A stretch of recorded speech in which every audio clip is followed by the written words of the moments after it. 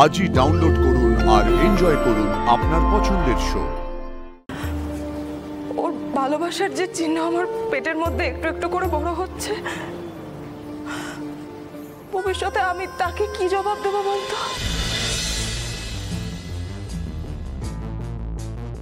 সব ব্যবস্থা হয়েছে? হ্যাঁ হ্যাঁ, সব ব্যবস্থা হয়ে গেছে। ঘুমের ওষুধ গুঁড়ো করে রাখা আছে, শরবতে মিশিয়ে বরকে খাইয়ে দেব। এই তো ঢুকলো বর, একটু বসুক। বর ঢোকেনি, যে ঢুকেছে তারে শুধু ওষুধ খাওয়ালেই হবে না, ঘুম পাড়াতে হবে। আর এমন ঘুম পাড়াতে হবে যাতে ঘুম কোনোদিন না ভাঙে। বর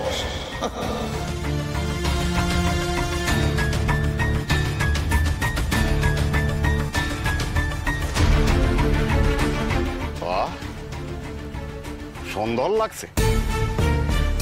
বলছি আর একজন কই? কে? আমার সে রত্না কোথায়? আসেনি, সে আসেনি। এন্ড কেন আসেনি you know better. Butter butter no butter no. দাদা, কি হয়েছে? সত্যেন ঠাকুর মানে যিনি রান্না করছেন একবার ডাকছিলেন। তা যাও না। আমি যাব না, তুই যাবি না। তুই বরং এখান থেকে হামা দেওয়া শুরু কর। হ্যাঁ, এখান থেকে ওই সাতনাতলা পর্যন্ত হামা দে। আমি একটা দোকান থেকে চকলেট এনে দেবো, সেটা সুস্থে সুস্থে ওই মায়ের আসলে তলায় গিয়ে ঢুকে থাক। যাবো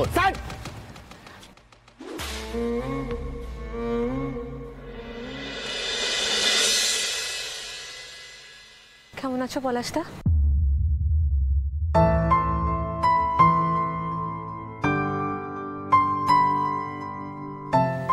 নিজের মাটি ছেড়ে বিদেশ বিভূতিতে থাকা, যেমনটা থাকা যায়।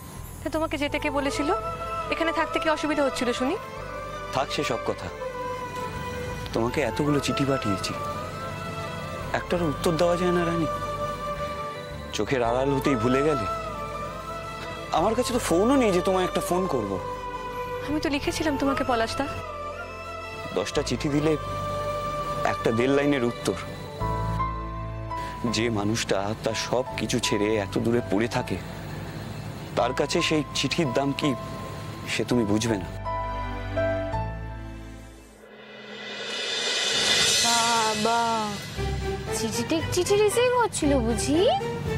কি? ও ইংরেজি বলছে। তা চুপ কর তো। আরে আই মিন চিঠি দেওয়া চিঠি নেওয়া হচ্ছিল বুঝি? আচ্ছা ঠিক আছে, ভেরি গুড ভেরি গুড। আচ্ছা শোন না, আমি আর রিমলি পার্বতীদির কাছে গেলাম। হ্যাঁ তোরা থাক। না না না না, তোমরাও এসো, ভিতরে এসো।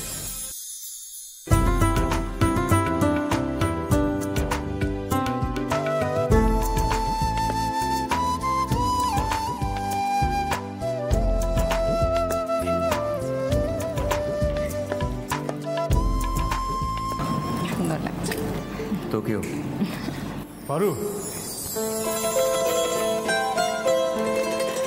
সোম, তোমার সাথে আমার কিছু কথা ছিল, সেই জন্যই আমি তোমায় ডাকলাম। আমিও তো তোমাকেই খুঁজছিলাম, কিন্তু সেটা কোনো দরকার ছাড়াই। এই তাহলে তো সোম।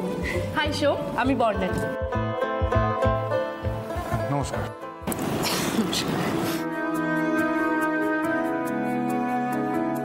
আরে পলাশ, কখন এলে? সকালের ফ্লাইটে ল্যান্ড করেছি, এয়ারপোর্ট থেকে সোজা এখানে। বাহ, খুব ভালো। সোম, তুমি এতক্ষণ কোথায় ছিলে? আমি কখন থেকে তোমাকে খুঁজছি। আমি তো ওই রান্নাঘরে ছিলাম। উফ বাবা, এসে তুমি রান্নাঘরে চলে গেছো? আচ্ছা একটা দিনও কি কাজ ছাড়া থাকা যায় না? বাবারে বাবা, সারাক্ষণ খালি সোম সোম আর সোম। আমি তো এটাই বুঝতে পারছি না যে বিয়েটা আসলে কার সাথে হচ্ছে, সিদ্ধার্থ নাকি সোম? আমি চেয়েছিলাম পার্বতী, আর সেটা তোমার অজানা নয়। আমি তোমাকেই বিয়ে করতে চেয়েছিলাম, কিন্তু চাইলেই তো আর সবকিছু পাওয়া যায় না। তুমি তোমার ভালোবাসার মানুষকে পেয়েছো, আমি এতেই খুশি পার্বতী। বাস, আমার আর কিচ্ছু চাই না। কই রে মেয়েগুলো সব কোথায় গেলি? বর এসে গেছে তো। আরে এগুলো নিয়ে যেতে হবে তো, সবাই উলু দাও, শাঁখ বাজাও। আমার সাথে এসো এসো, গুলো নাও, গুলো নাও। নে বাবা, নে। তাড়াতাড়ি, তাড়াতাড়ি।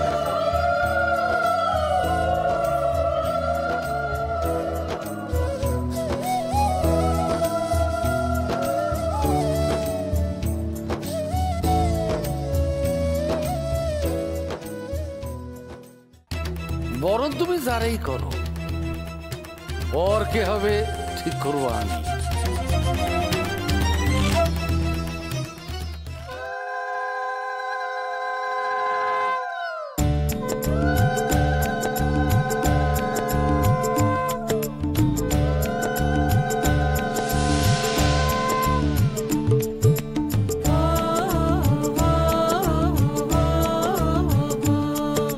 এইবার একটু মিষ্টি খেতে হয়।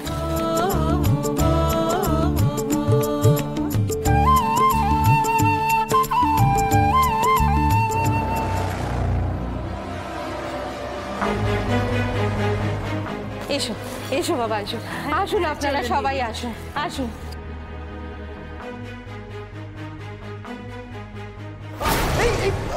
আরে দেখে জামাই বাবু, পড়ে গেলে হবে? এখন তো ওঠার সময়। আসুন, ভেতরে আসুন, আসুন আসুন। চলো বাবা। কি করছিসটা কি? হ্যাঁ, একটা কাণ্ড না বাতালে তো হচ্ছে না। না, এই ছেলেটাকে দেখলে আমার মাথা গরম হয়ে যাচ্ছে। ঠান্ডা কর, ঠান্ডা কর মাথা। আর কিছুক্ষণের মাত্র অপেক্ষা। দেখ, অকারণে এই ছেলেটার উপর মাথা গরম করার কোনো কারণ নেই। আমাদের আসল জরুরি হচ্ছে পার্বতীর সঙ্গে তোর বিয়েটা, বুঝতে পারলি? আয় এদিকে। তুই এখনো চুপ করে থাকবি? আমি কি করব বলতো? কতবার তো বলেছি সিদ্ধার্থকে, কিন্তু ও তো বারবার আমাকে চুপই করিয়ে দিয়েছে। চুপ করাতে করাতে আজ অন্যজনের সাথে ঘর বাঁধতে যাচ্ছে। আজ তোর মুখ খোলার সময় এসেছে সোনালি, এর একটা ফয়সালা করতেই হবে। আমি কি করব বলতো? তুই তো জানিস ওকে আমি কতটা ভালোবাসি। আর ও যদি আমাকে ছেড়ে সুখী থাকে তাহলে থাক, আমি সেটাই মেনে নেব। কিন্তু ওর ভালোবাসার যে চিহ্ন আমার পেটের মধ্যে একটু একটু করে বড় হচ্ছে, ভবিষ্যতে আমি তাকে কি জবাব দেব বলতো? জিজ্ঞাসা করলে কি বলবো? কি নাম ওর বাবার? আজের উত্তর দিতেই হবে ডক্টর সিদ্ধার্থ বসুকে। আয় তুই আমার সাথে। না, শোন না।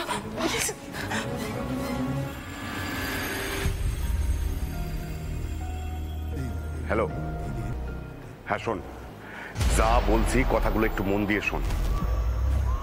বাড়ির সবাই এখানেই আছে, তার মানে বাড়িতে রত্না একা আছে, আর আছে ওই বুড়ো বাপটা। না না, ওই বুড়ো বাপটাকে নিয়ে কোনো চিন্তা নেই, ওকে একটা টোকা মারলেই ওটা পড়ে যাবে। কিন্তু যেভাবেই হোক রত্নাকে কিন্তু তুলে আনতে হবে। আর হ্যাঁ, রত্নার গায়ে যেন একটা আঁচড় না পড়ে। আজ আমাদের বিয়ে কি না?